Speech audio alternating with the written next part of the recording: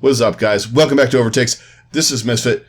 Today, we are going to be talking the NA bracket of the Countdown Cup tournament. Let's get to it. We didn't have much news today. First, before we start talking about that, everybody out there in YouTube land, thank you very much for all the likes, all the subscribes, all the views you've given me on the content we've been doing. Thank you very much. It is greatly appreciated. Everybody out there in podcast land, thank you very much for giving us a listen. If you're new on YouTube, please hit a like, hit a subscribe, hit that alert bell. I do Overwatch League content 3 to 5 times a week, depending on what's going on. This week we have a lot more stuff going on, so I have a couple more videos going up. But today we're going to focus on the NA tournament. Going to show you guys my bracket. Talk about where I went with, my picks and all that kind of stuff. Who I think is going to be good. Where we have maybe what the sleeper team is. That kind of thing. All right, so let's just dive into it. We didn't have much news going on since the Dallas fallout. So let's talk about the bracket. All right, on Sunday night we had teams picking who they were going to go play. And we're going to start off. We have Atlanta playing Vancouver. Well, let's go over the schedule that we know of. Atlanta playing Vancouver. The LA Valiant playing the Houston Outlaws. The Dallas Fuel playing the Washington Justice. And then the Toronto Defiant playing the Los Angeles Gladiators. Nice slate of games. I'm really interested about the Valiant and the Houston Outlaws game. It came down to the wire in that one. That one's going to be a fun one to watch. The Valiant in Vancouver, I had high expectations for Vancouver, and they're kind of shitting the bed right now. Where Atlanta has picked up their game a lot, they're playing a lot better, and this could be a stomp. But okay, so let's break this down. Here's my bracket. This is what I got. I know it seems pretty standard as far as who I'm going with. But at this point, we know these teams. We know how they play. We know where their level of play is. Sure, there could be some upsets. It always happens in a tournament, and it's happened in the last two. We've had a couple of different teams go on runs. We had Toronto. We had... I said Paris last time, but, that was kind of like shooting fish in a barrel with Sparkle coming in and all that kind of thing. But we had the Mayhem in the Melee tournament do some things. At this point in the season, I think we're pretty well set on who's good, who's bad, and who's going to be able to do some stuff. Let's go over the matches that we know. All right, we got Atlanta and Vancouver. I had higher expectations for Vancouver, and moving into the Summer Showdown, they had secured the 4 spot. They played really well, but they kind of have dropped off. Maybe it's because of all the ping and all the kind of other outside factors, but I think this team has something good going on. But right now, Atlanta is playing a lot better. They have secured their DPS line. Baby Bay has left. Yes, they brought in Saucy last week. Right now, it's pretty much the Erster and Edison show. They're gonna give us a lot of good looks on that. And as far as if you go down through the tail of the tape, if you want to call it that, in this match, Atlanta is better pretty much in every category. Every player that Atlanta has is better than Vancouver. They should win this match rather easily, in my opinion. With Gator and Hawk, and even if you throw Popo in there, they're just better than what Vancouver has right now. Erster, Edison, definitely a better DPS line. I'm assuming, now we didn't really get into a meta discussion, but I would assume it's going to be a lot like the last couple of weeks. We're going to see some teams trying to run dive, or the dive-like scenario with Winston and Zarya. I'm assuming Atlanta's going to go double shield a lot of the time with Gator and Hawk, but I think they could run some dive stuff. I don't think Vancouver has really, in my opinion, they don't have much of a chance in this match. I think Atlanta just is starting to come around. Not quite where we thought they were going to be at the beginning of the season. I thought they would be top 3, top 4, but they just have not shown us that. But I think Atlanta takes Vancouver easily in the first match.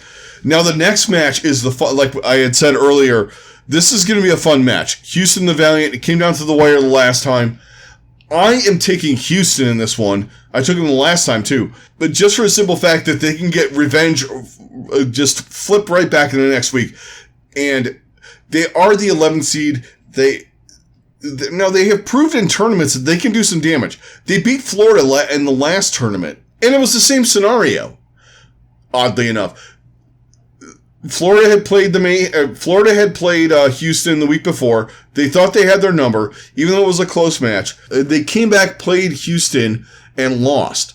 I think this is going to happen again. I think we're going to get a repeat performance of this. The Outlaws were a sliver away from taking that match from the Valiant last week. I think they can do it again, mostly on the back of Dante, because like we had said in the roll call video, him playing at Sombra is just frightening because he's just a nuisance. He does so much damage, does so much work on that, and then if you take into consideration their tank line with Hydration playing Orisa and potentially playing some Ball and things like that, and a little bit of Winston. Those characters, he's getting a lot better on the characters outside of Orisa. I just like them in this match. I think they want to beat the Valiant. They want to move back up into that top 10, top 8, counting APAC in that. But they want to show people that they're better than the Valiant is what I'm getting at. And I think they're going to do that in this match. That's not saying the Valiant can win this. I think it's going to be another burner of a match where we go down to a map 5. Hopefully Houston pulls it out this time because they played a lot of map 5s and they just lost. I think this is their moment. I'm not the biggest Houston Outlaws fan, but I think this is their moment against the Valiant. I think they're going to take them. Dallas, Washington. Now, Dallas is in turmoil right now. Picked Washington for the simple fact that there's nothing crazy going on. Their best DPS player did not get cut. All of the things that's been happening in Dallas in the last week or so, I think it's mentally booming them. Washington is trying to get back into the fray. They want to be a little bit better than teams like Dallas and things like that. They have the players that can do that. And I just think Dallas is, like I said, mentally boomed right now.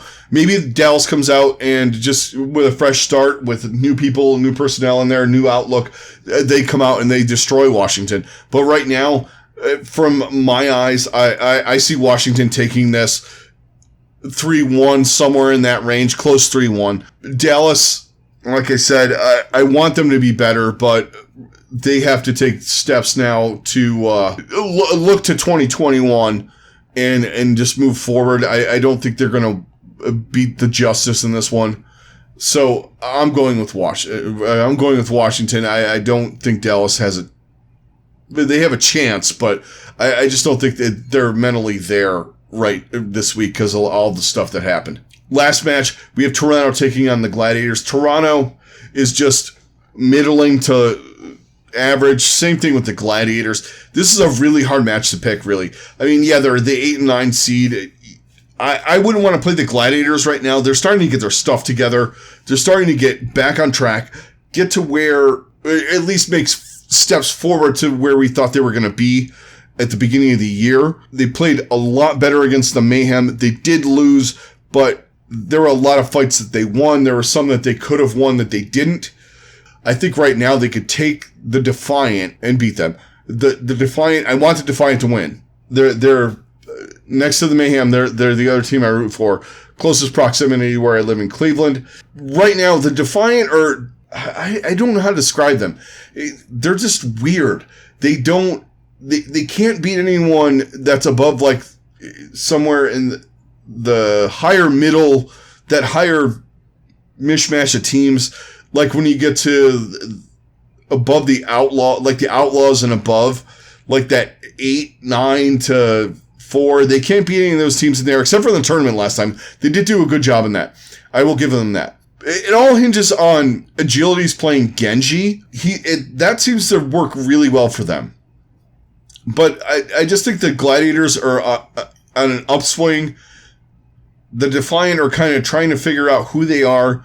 And I'm thinking it's more for next year. I don't see the Defiant beating anyone right now. Yeah, it's going to be a close match. I see this as a 3-2. I see this as another intriguing match to watch, another good match.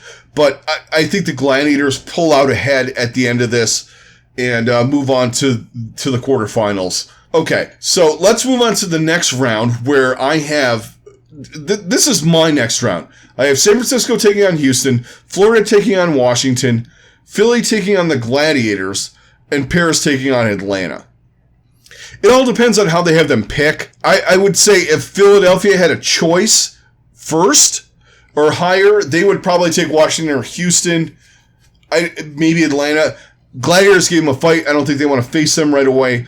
But this is how I have it ranked. I just kind of went down the line as to who I thought what teams would pick, the way the bracket's set up. So I had San Francisco picking Houston. San Francisco can beat virtually any team in NA. I don't think this would be much of a match. I think Houston wins this 3-0, and they move on to the next round.